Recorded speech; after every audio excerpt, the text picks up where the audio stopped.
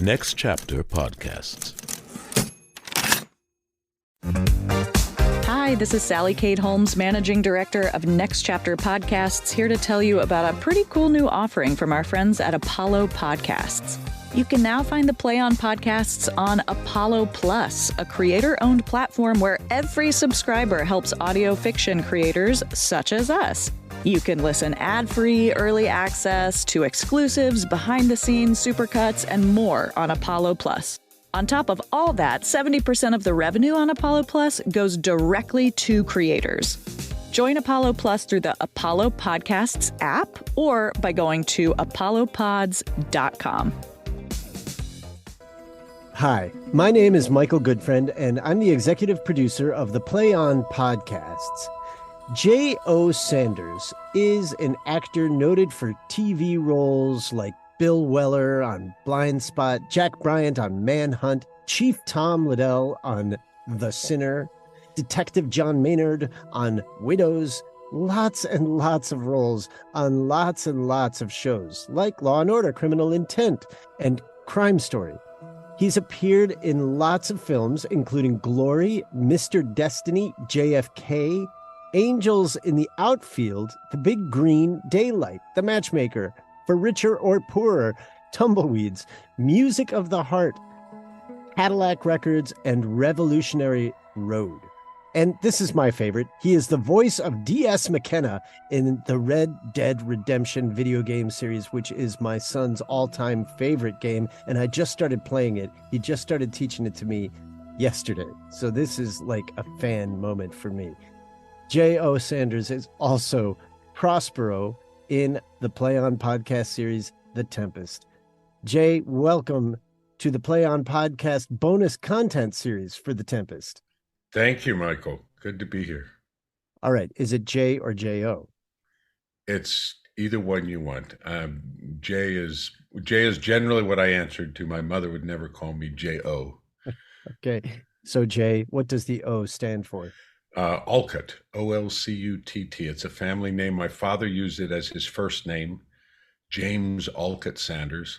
It was also my grandfather's name, and he named me J. Olcutt Sanders, so I wouldn't be James Olcutt Sanders the Third, which I appreciated. So, and I chose to use the O because it was more. First off, there was someone else named J. Sanders in the Union, but also I had always been such a great admirer of James Earl Jones, George C. Scott, and various. It just had more weight to it, and the name J is not a particularly weighty name. And I also, in love of Shakespeare, I love having that O in the middle. It seems like a world of possibilities, if it were, but not to sound too pretentious. The O, right? The O for a muse of fire. Muse of fire. Yeah. Oh, that this too sullied flesh, yes. J.O., how did you become an actor? First off, I must say, thank you for the introduction. I hear all of those names and I go, oh, that was that other stuff. The film and television stuff, though, I've done a lot of it, which is part of making a living and some pieces that I love very much. But I really started in the theater and have continued my whole life in the theater. And I really think of myself as someone who's been working in theater for 50 years. Which I have. I started in 10th grade. My father took over from the founding directors of a place called Caramoo House in Cleveland, Ohio, which was the first Black theater and integrated theater, but primarily Black theater in the Black section of Cleveland. And this was in the early mid 60s. So my first acting teachers and first examples of actor professionalism and of a life in the theater were all Black actors from Cleveland, a number of whom I've stayed in touch with over the years. And I've seen everybody's moved on to other places, but people like Stephen McKinley Henderson, Charles Brown, Ossie Davis and Ruby Dee came through there, many people, and it was an unusual side to come from, especially being white. But we were all very involved in the civil rights movement at the time, and it was a very exciting and healthy place to be at the time. The theater of life mixed with the theater on stage, and provided me with some insights and I think a perspective that I otherwise would not carry. But I've continued to act from the time I was 10. I acted through school and then went on to drama school at SUNY at Purchase. I was the first actor to ever audition or be accepted at the SUNY Purchase drama program, which is now a highly revered program. And for the past 25 plus years, I've been going back and doing master classes with the students, with the seniors and the freshmen every year, keeping up a connection and helping to guide and to learn from them, because the business continues to change every year, so that I can tell them what I can see, but of course what they're seeing, much like our interaction with all this technology, is a very different thing. So but in a nutshell, I've continued to work through regional theater. I worked in the great arena stage in Washington, D.C. right out of school, the Shakespeare in the Park in New York, in outside Chicago in Lake Forest. I worked at ACT and their company in San Francisco, all in pursuit of being what I dreamed of as in the English style classical actor form, which doesn't really exist in this country unless you make it exist, as you know, with your work in Shakespeare companies, Michael. You kind of have to craft your own ladder up if that's what your aspiration is. So bring it all the way back to Play on Shakespeare.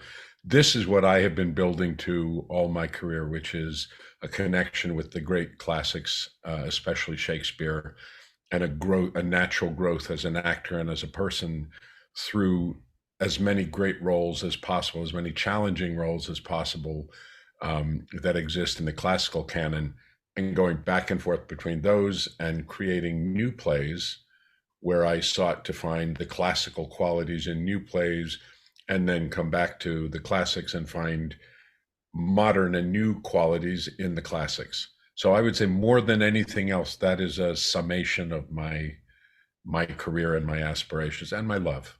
And you're working on a new play now on Broadway that just opened, correct? Just off Broadway, actually. It's called off Broadway because it's under 500 theaters, but 500 seats, but it is at the Roundabout in the Laura Pell's theater, which used to be the American Place. It's called Primary Trust, and it's a big hit right now.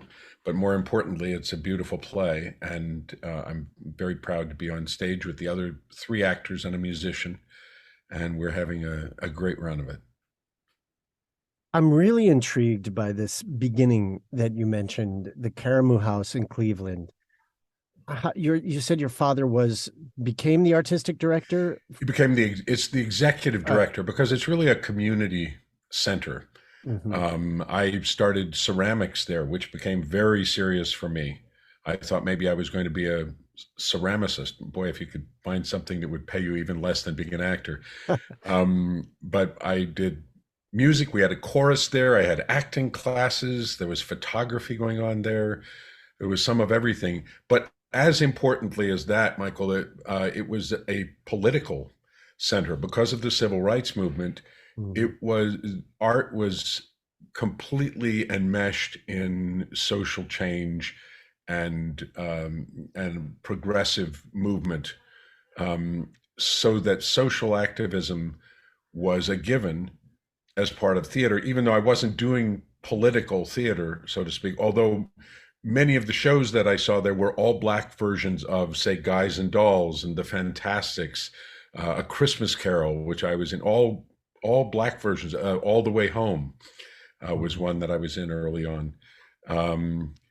And years later, I came to New York and there was advertised a first ever an all black version of Guys and Dolls, and I went, "Isn't that how you're supposed to do it?"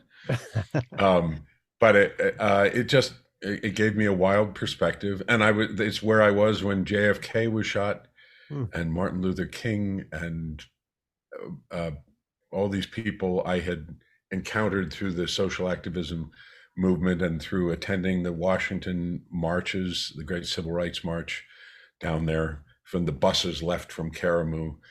So for me, social activism, which has also been a great part of our family's mission, was always completely interwoven with a love of theater.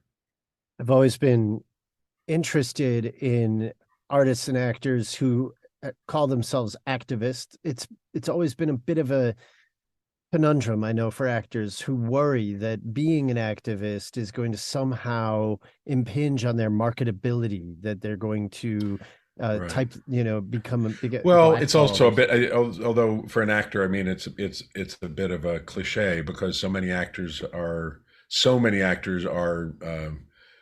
left-wing thinking, and activists in one thing or another. I'm not gluing myself to things in public and screaming out for stuff, but I've demonstrated against things and over the years, but I don't think that leads the way. It's simply an important part of who I am. I've also worked with Brian Dories and his Theater of War, which takes pieces of Greek drama to the military community all across the country, and seeks to open up the ideas of accepting and dealing with PTSD to people who are directly in the midst of it. I performed Ajax to a group of men who were just 2 weeks back from Afghanistan. And we had a very emotional coming together, and it was no political, what do you think about this? It was just, who are we as human beings? And that's what I think is the center of all of this. I like to think that whatever it is and wherever you stand politically, it's ultimately about humanism and about finding our commonality as people, which is where the great roles of Shakespeare are preeminent. Is Prospero a role that you've been seeking? Circling, yes. Circling. I was thrilled when you asked me to do this. I had played, when I was still in college, I had played Caliban at the Williamstown Second Company, which, interestingly enough, I learned only recently that Ken Cavender was one of the founders of the Second Company. Kenneth Cavender, who did the translation of our production of The Tempest. Exactly. And then back in 1980, that was 1975, summer of 75. And I met Tina Packer that summer, who had just arrived in the States and went on directly from there to create Shakespeare and Company up in the Berkshires. And I went on in 1982, not so long out of college, to do Ken Cavender's The Greeks up at Hartford Stage, which was a huge commitment because it was a number of months, because it was a series. It was a 10 plays. We did 9 of the 10 plays, grouping 3 and 3 and 3 for 3 different evenings of the major Greek stories, followed through, putting plays together. The murders of the house of Atreus, the Trojan War, and the intervention of the gods, I believe the 3 sections were. But I was enamored of all of that and played Menelaus at the time. And again, I'm still close friends with a number of people who were in that production back in 1982. So theater is a place that families are made and come together and stay together too. And that sense of humanity and purpose are also a major reason I'm in the theater and a major gift of being in the theater. But in doing Caliban, which I loved, I watched the role of Prospero and was fascinated by it and was troubled by it because I've always thought it's a very problematic role, because very much like Petruchio, who I later went on to play as well. Petruchio, The Taming of the Shrew. Taming of the Shrew. And I played Petruchio years later at Shakespeare in the Park opposite Allison Janney. We had a great time of it. But they're problem roles because they walk onto the stage and announce what they're going to do, and then they just do it. And it looks like, well, what was the effort involved? Why does this matter? If they're just going to tell me and they have all this ability or magic or whatever they have, what's the drama engaged, and why am I engaged with their journey?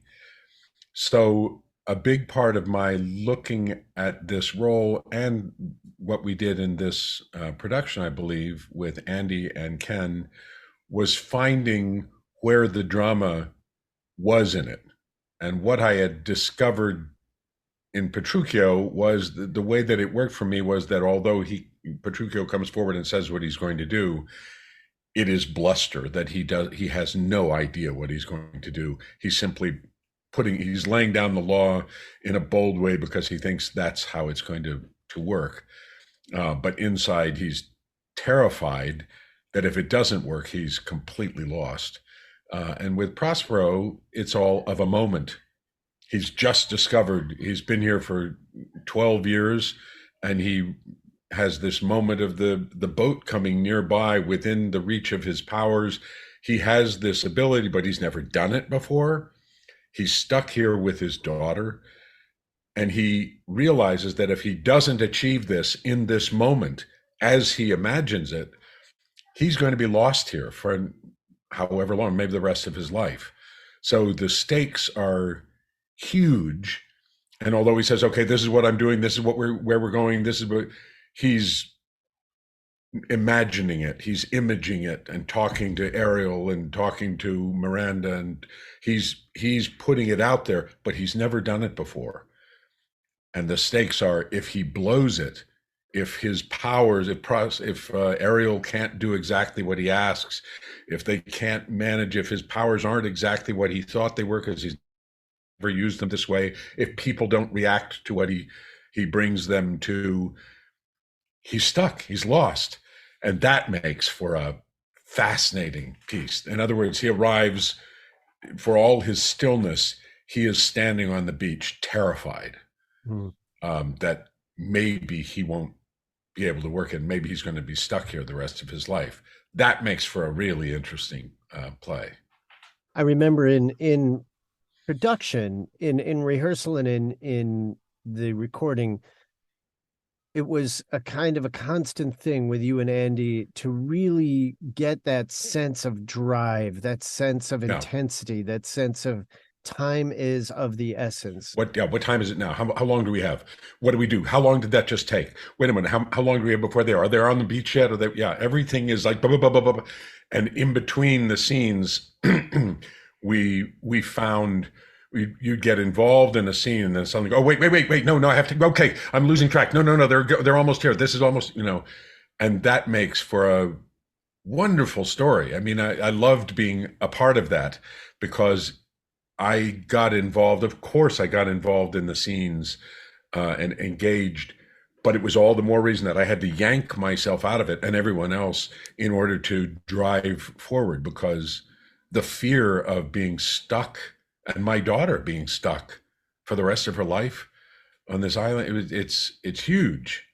And it takes it out of the hands of omnipotence of, I'll just do this and that will be, I'll just wave my,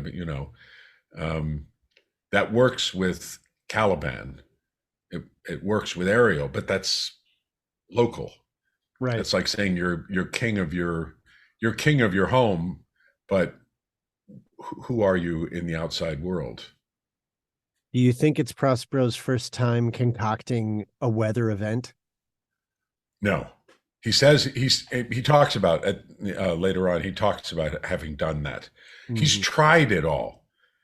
I think he's experimented with with his powers here. He and Ariel have been doing things. It's like he's been off on the shooting range or something, saying, "We can do this, we can do that. Wait, okay, let's try that. Let's." I've done it all. I've dimmed the sun at noontime or something, things like that. I've made the dead rise from their graves. It gets really extreme, but he's never applied it to the outside world. And that became, once I realized that, I thought, oh my God, someone who feels that kind of power, but goes, yeah, but who am I to there? Right. I feel it from here, but who else? I'm not affecting anybody. So he's felt all that power. He's seen nature interact with him, but he's never applied it to the outside world. What do you think is the single greatest challenge that he has to contend with in this finite period of time? Forgiveness. Because he is full of rancor. He's full of darkness. He is full of fury, not just at what was done to him, but what was done to his daughter. Rage. How could they do this to us? In effect, they were sending us out to die, and we survived. But not only have we survived, we're to this point, and my daughter's ready to move on into the world, to be a woman, to be a full adult and experience the world. And here's the chance. And they tried to take all of that from us. And I also played that, and I talked with Andy. My wife and I had seen a production not a few years ago that was not very successful, actually, but we had a long conversation about the fact that Prospero has a whole other level of magic and power, and that is that he's a parent. With Miranda, he is God. As children imbue you with that, I don't know, what is this? Why is that? Why does the world turn like this? Why don't people do this? You're expected to have all the answers, and of course you have so few, but you want to give them an example. You want to share with them, so that in another way, which is the metaphorical way, but very, very moving, is the fact that as he's arrived to a moment where he has been everything and all powerful in his daughter's mind. She has made him a wizard. She has made him a superhero, as all children do to their parents, which the universality of it is beautiful. And that in giving her up, which is a big part of the play, right up there with forgiveness, in allowing her to move forward and letting go, he is letting go of his magic. That the metaphor of drowning the book and breaking the staff is saying, all right, I guess I'm just another guy now. I'm just your dad. You're on. That's done. I'm no longer the superhero in your heart and in your mind. And in that way, having that very specific, very human connection to the metaphors of the magic in this play makes it very, very touching to me, and very relatable, I think, to an audience who goes, well, you know what? I never had magic books, and I never was on an island, but they go, but I did let go of my daughter, or I did let go of my son, or I did, and I had to learn to, and I know that as a parent,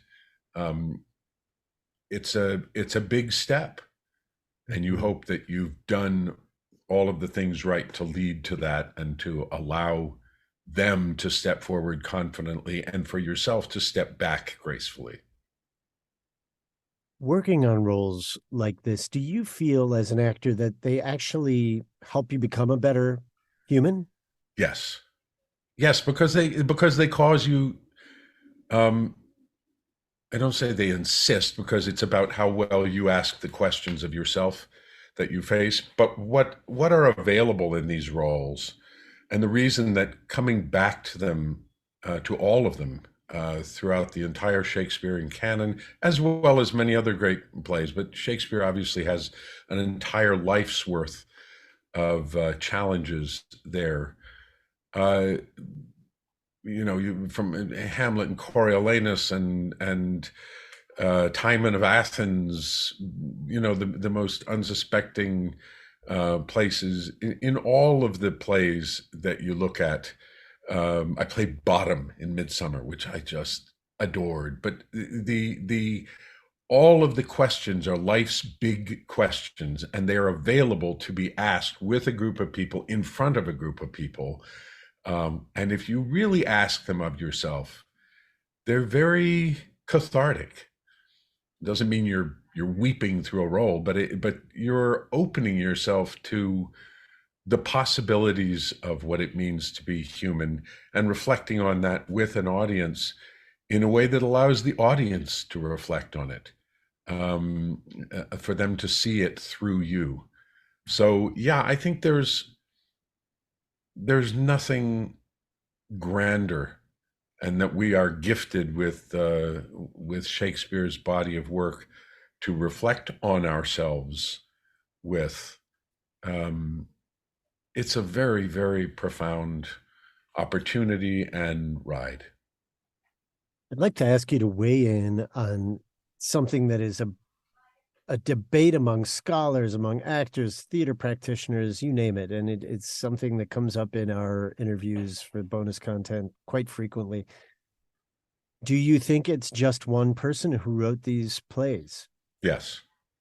And what I makes mean, I think there are some of the plays that were co-written, but undoubtedly, otherwise you would see plays like this littered everywhere, and you don't.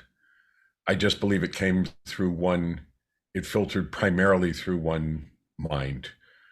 I haven't ranged out to prove it for anything. I don't know that I could or would want to. I don't really care. What is Shakespeare? Whatever Shakespeare is one mind. And he is the most egalitarian. There's a lot of talk with Shylock and Othello and various about where is racism or anti-Semitism or anything like that. I think he reflected things from his time. I don't know where he stood ultimately, but it's interesting that we don't know what he thought because he entered those characters. He entered his perception of those characters. He made himself those people, and I believe he speaks through them. If you say, well, such and such a play doesn't work for me, that's okay. That's fine. You're looking at how many plays, and he gave so much through so many characters, and you find issues with one or two. And my feeling would be the very fact that you find issue with it means he brings us to those issues. How we choose to deal with them, how we portray them is up to us. How we use our perspective to show them. He's brilliant that way. He really talks through the character, and he has your inner life coming out through the most beautiful language ever written. I mean, I just get lost in how ecstatic he makes me. He is the ultimate. How has that influenced you in choosing? I assume at this point in your life, your career, you really you kind of choose your projects.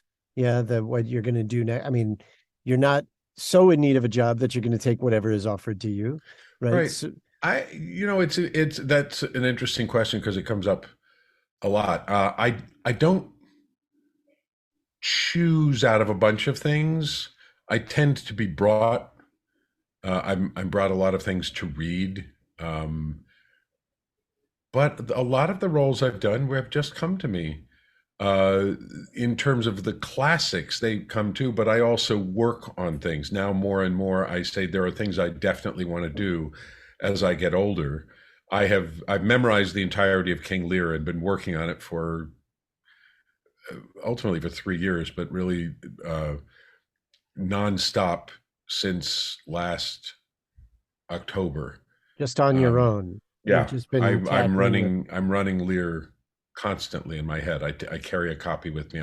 I had done this with Titus Andronicus over a couple of years, and when I was asked what I wanted to do at the Public, it was the first time that had come up, and I chose that. And they said, "Why?" I said, "Well, because it scares the living hell out of me. I mean, it would just there's so much to be done. If I know I can have a shot at doing that, I kind of owe it to myself to dive in."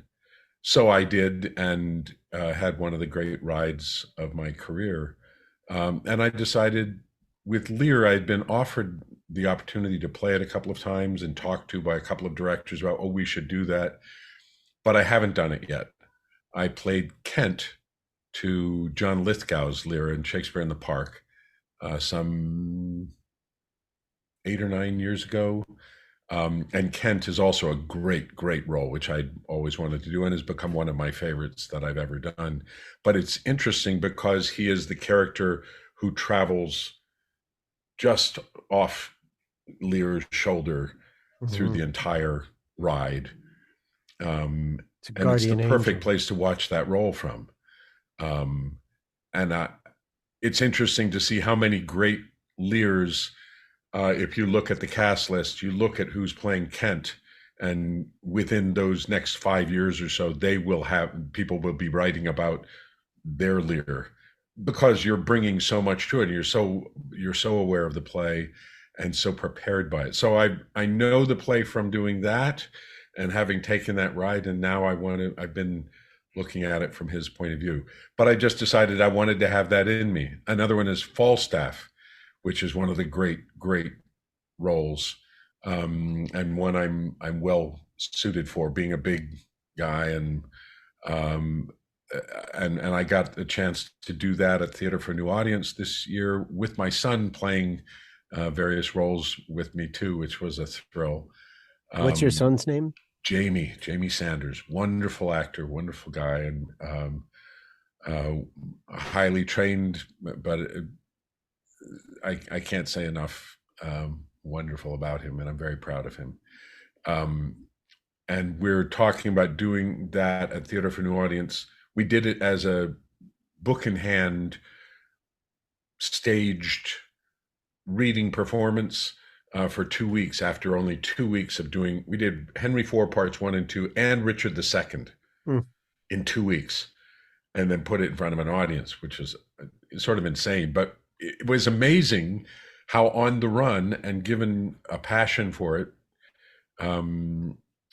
how far we got. And I feel completely, I could step into doing Falstaff tomorrow. I mean, I'd have to learn it fully, and those three roles, Lear, Prospero, which I got the chance to do with you back in January and beginning of February, and the Falstaff, which I had just come from doing right before that, and the Lear, which has been in my head all throughout the same time. I'm in heaven. I'm just, my head is swimming in these big challenges, these big thoughts, these three very different characters, and just a wealth of artistic possibility, and to me, obligation, because I feel after having done 50 years of walking to this, I can do what no one else can do, as other people can do what no one else can do. I can bring my whole self to these, including my love of language, my understanding of language, and my passion for the engagement with Shakespeare. But you build that in a way from having been in all these other productions and played these other roles. And Prospero was sort of a perfect thing to approach this way, and quickly, as we did. But I dove into the language with a more of an obsessive mentality, which I was matched by Andy and Ken, who had already been there and were obsessive partners with me, and you with how we brought it together and all. But I felt I solved those issues in Prospero that I wanted to find and wanted to solve. And we've done it on audio, but now I really want to go and do the original Shakespeare on stage with everything, taking everything that this has taught me to bring it into it. Join Play On Premium to get merch like t-shirts, hoodies, and coffee mugs, ad-free episodes, and bonus content video featuring interviews with the actors, producers, playwrights, and directors who brought it all to life. Go to ncpodcasts.com and subscribe to Play On Premium to support the art and the artists. Going to what frightens you, right? Yeah. You mentioned that you wanted to go into Titus Andronicus because it scared you. Right. Yeah. Is that a thing that that sets actors apart, I guess, from normal people, right? That frightens me. I want to find out more about that. I think other people do it in their fields. I want to go to a new startup. I've done this thing. People do it in business. I've created this thing. It's very successful. I want to find something else that's unsure and figure it out. I think there's the desire to figure things out.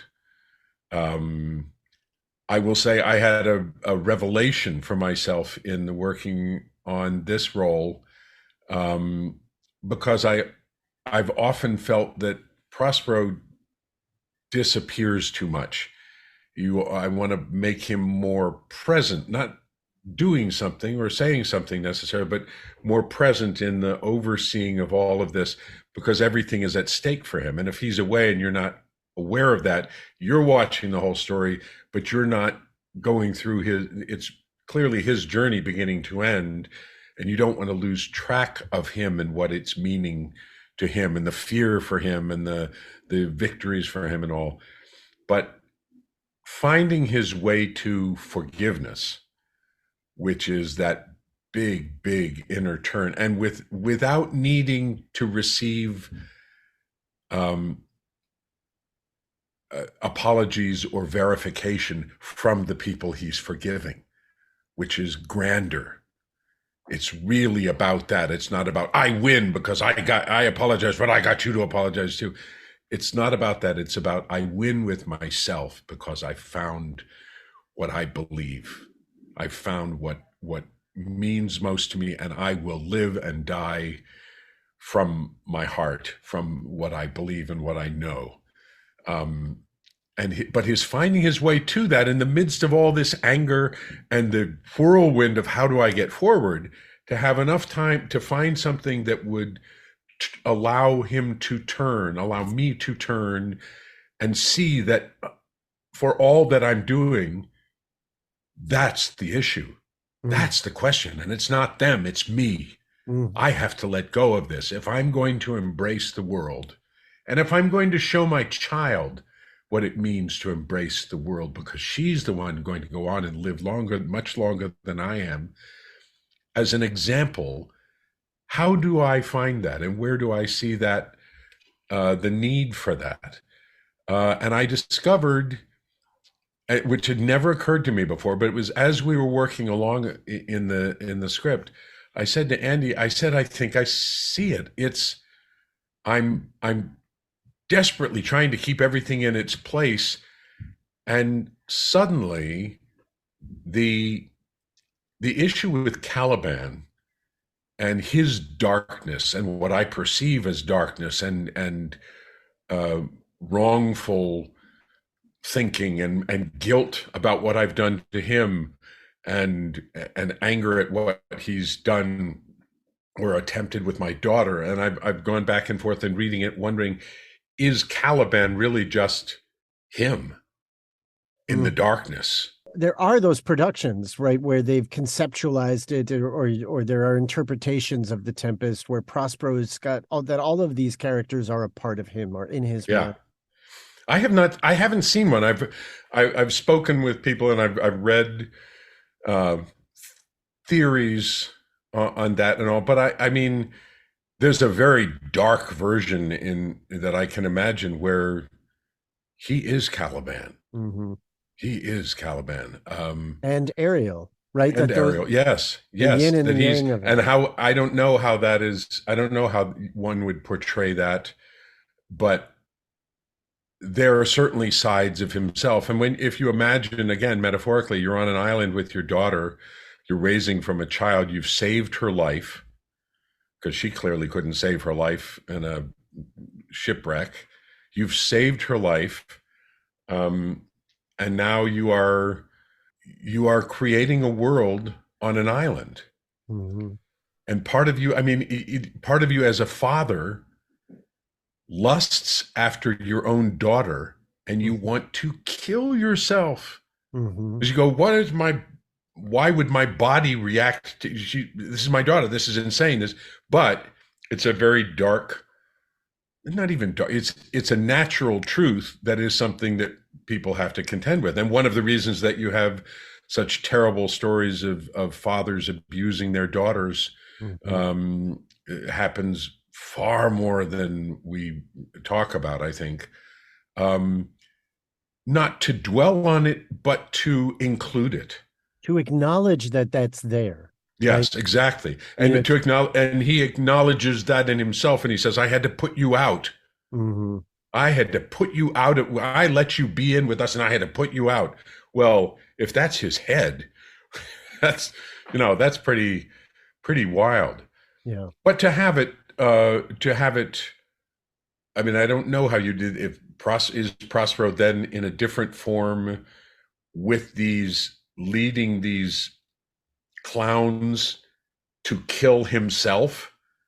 I don't know. I mean, it all gets into this wild. He's been alone on that island. He could be stark raving mad. He doesn't know, right? Yeah. I'd imagine that being alone on an island like that for as long as he has been, with all of that going on in his mind, he could question reality. There's nobody there to say this is wrong or this is right. He is the only arbiter, other than his daughter, who doesn't know what the possibilities are. Right. She's only met him and Caliban. Like, ooh, that's. But anyway, that's fascinating. But then, to me, the idea of when he sicks the dogs on Caliban and the clowns, who are really just a satirical parallel version of seeking power. They're literally drunk on the idea of power, and they're going after, and which he's also contending with in himself, but also in his sister brother Antonia, whatever, and the king, and all these people he's bringing too. That's what the same story is, of drunk with power. All of this stuff was done because of their taking power from him, which he said he didn't guard enough because wasn't what mattered to him. I kept looking at that, and I hadn't realized it was in the back of my head, but the fact that he sicks those dogs on them, he doesn't just say, yeah, sick the dogs on them, go. He goes on for a number of lines, yelling and like full of vitriol, it seems. And the more I looked at it, I thought he's having a breakdown.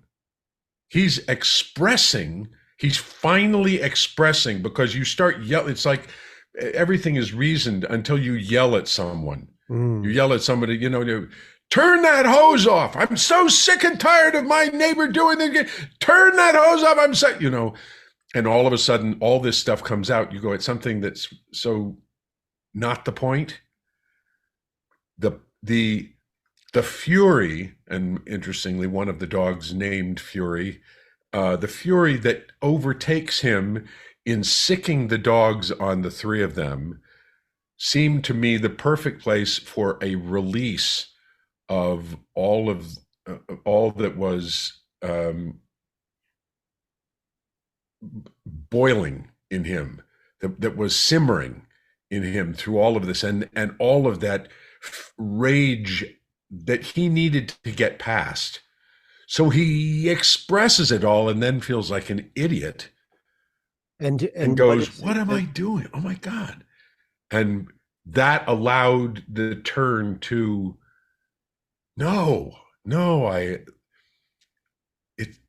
I'm bigger than this. I'm better than this. I have to be. I insist I am. That's what I found in this. And I thought, now I'm ready to play this role. And I feel I love the way it worked. I mean, it's very contained in a way because it's not long, but I think you hear him go after being so in control through the whole thing. You hear him, his emotion, his rage, and it's everything about what's been done to his daughter and what's been done to him, and the betrayal by his brother, and the betrayal by the king of Naples. I mean, everything. And that people would come to take his power. They don't know what power is. These guys are clowns. Well, yeah, that's right. Mm-hmm. But all of that come together in that sicking the dogs on them is a magical, emotional outlet. You suddenly go, what am I doing? Who am I? Aren't I better than this? It's Ariel who kind of cues him to that realization too, isn't it? But Ariel is also him. Right.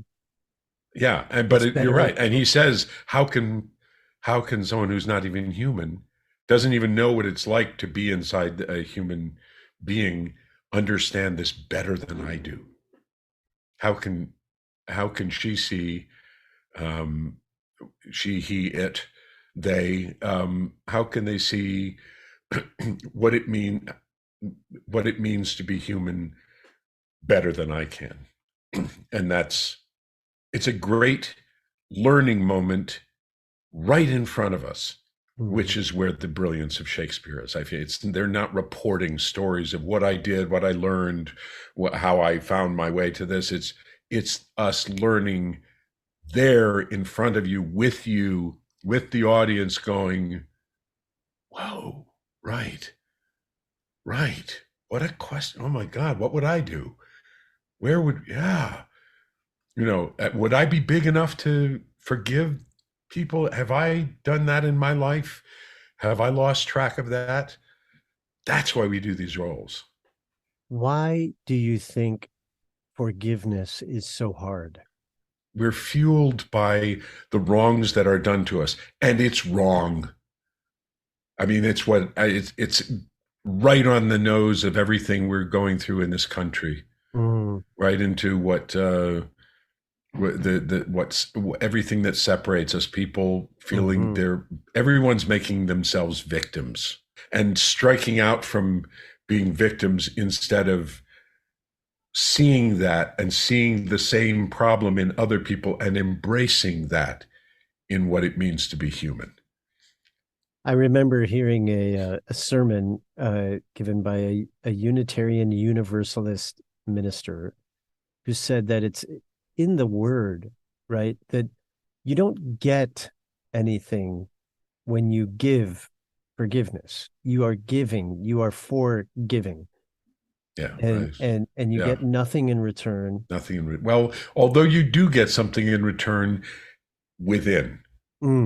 You get the knowledge that you are capable of not needing someone else's approval to be who you are, to be absolutely who you are. And I mean, I'm looking at Lear's gradual awareness of the people around him, gradual through the fool, through through Edgar, through the naked wretches wheresoever you are, that bide the pelting of this pitiless storm. And he's finally He's an old man. He's finally seeing people who've been around him his whole life.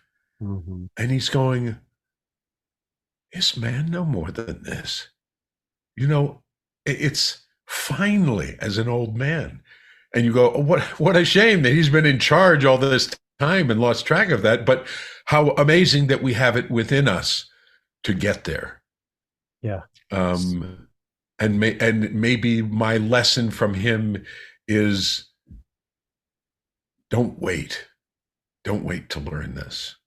Not what a great story of an old man learning this stuff, but what a reminder that you can spend your whole life and lose track of that. It's a beautiful, huge set of questions that live on with us, and in a daily fashion are questions we can ask ourselves of ourselves every day. Have you had a chance to go back and listen to The Tempest? I did, yes. Yeah. I'm curious to know, having gone through the performance of it, recording, rehearsal, all of that, and then having the time, there's that long period in post-production where you basically have departed from the role and from the project. Then you listen back a couple months later. What was the experience like for you? Did you enjoy it? Did you feel like it fulfilled? I did. No, I enjoyed it very much. I think Andy and team and you, obviously Ken had already done his work there, but did a beautiful job. But for me, one of the biggest challenges of Prospero are he has these 3 famous speeches in particular. I mean, more, but the 3 main ones are Revels Now Are Ended, and the final speech. And it's a problem in all of Shakespeare when you have the famous speeches. I've done Mech Scottish and all of that, and there are those, and it is the same thing. My goal is to trick myself for the sake of the audience and for myself, to trick myself into starting the idea, going towards something, and finding myself, oh, I'm in the middle of this thought. Mm-hmm. And people have already heard, oh, isn't that I remember Revels Now, but he's just talking, so that it's not laying out a speech and adorning it and putting a frame around it. It is simply having it in the midst of a simple, direct conversation. Our revels now are ended, and these are spirits, as I told, all of that, so that they become deeply personal without losing any of the poetry or the magnitude of what's said, because it's all contained in that. And I felt we were very successful. I was successful in my quest to personalize and to step by step have the conversation that with myself or with whoever I was speaking with, to, as the English would say, to unpack these great speeches without them sounding like speeches, but adding up to the beautiful speeches that we know. And that was one of the largest challenges, and it's one of the things that's most satisfying to me about the way it came out. So each of these famous speeches, these characters are trying to solve a problem. And if you can get to the heart of what the problem is that they're trying to solve, the rest of the poetry and everything that's so famous kind of falls by the wayside, and you are just on the... It doesn't fall by the wayside. It falls into it falls into the conversation. Uh-huh. I mean, when I realized that, and they weren't planned out at all. We just took them step by step, and Andy was very much on my side in all of this as well. To be saying to Ferdinand, yeah, look, I know, I see you're upset and everything, but our revels now have ended, and these are, and so now you see this, and that it's part of the scene, and you suddenly have this beautiful thought, which as great thoughts do, short of I have a dream speech, written, pre-written, and beautifully delivered. These are thoughts which, because of their size and their imagery, reveal themselves to be masterful speeches. And I just love that about it, because we all discover it. I, as Prospero, discovered, like, yeah, that says, yeah, I think that's a good way of saying it, Mm-hmm. Instead of like, listen to me, child, and I shall give a speech. There's all that stuff that just takes you completely out of it. It's lived language. And I was very happy that we got there with so little rehearsal time, but just we all put the right amount of thought to it. We started our conversation talking about family, your family in Cleveland, and the family of that comes with doing theater and creating plays. You also you mentioned your wife, who is in this production with you. Gonzala, Marianne Plunkett, yes. Marianne Plunkett, who plays Gonzala so beautifully. Yeah. Do you work together frequently? Frequently, yeah, whenever we can. Right now, we're both working in separate plays that were written by two people who were in a writers group together, and the plays are not dissimilar. Small town America plays. They're both unique. They're both really beautiful pieces. But she's down on the Lower East Side, and I'm up on 46th Street in Midtown. And we have friends coming. The friend who we have visiting right now, who came down to see both of them yesterday.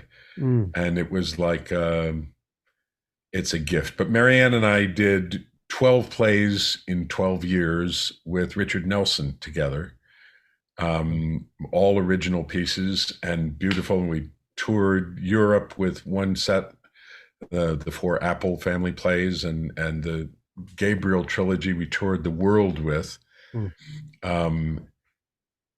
We've just had an endless riches of getting to work together and loving each other, but loving to work together, and never playing husband and wife in any of them. We have always loved working together and look for every opportunity to do that. But she is a magnificent actor, and I feel lucky anytime I'm able to be with her. Well, we will definitely continue to look for ways to work with both of you here at Next Chapter Podcast. J.O. Sanders, I know you've got a lot to do. You've got a play to get ready for this afternoon. I'm sorry, no, that was yesterday. You don't have to play this evening. This evening. You do have an audition coming up, and I don't want to get in your mojo for that. We'll leave it here, but it has been a real privilege to get to talk with you and to really learn more about Prospero and Shakespeare, and just how much the classics can tell us about ourselves, and what bravery it takes to be an actor, and to go into the places that really frighten you and be willing to talk about them. And I greatly appreciate your candor and willingness to do that with me here today.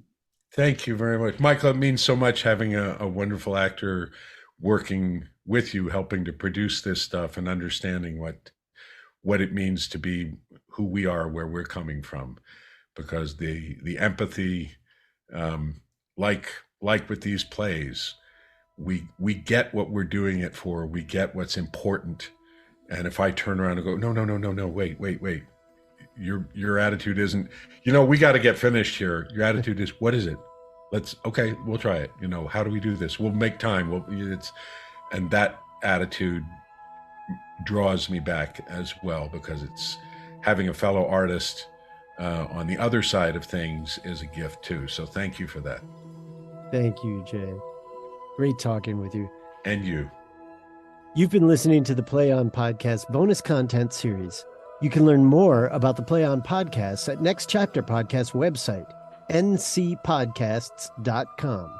That's N as in next, C as in chapter, podcasts with an S at the end, Tempest.com, where you can find other Play On podcast series and interviews, along with talk podcasts like The 500, The 10, Beef with Bridget Todd, and a whole lot more.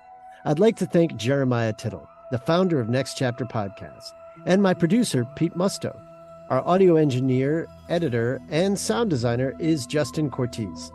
Be sure to subscribe to Next Chapter Podcast for updates on all the latest content, and don't forget to rate and review our shows. I'm Michael Goodfriend, and I look forward to sharing more incredible works in the Play On podcast series with you, along with lots of enlightening bonus content at Next Chapter Podcasts.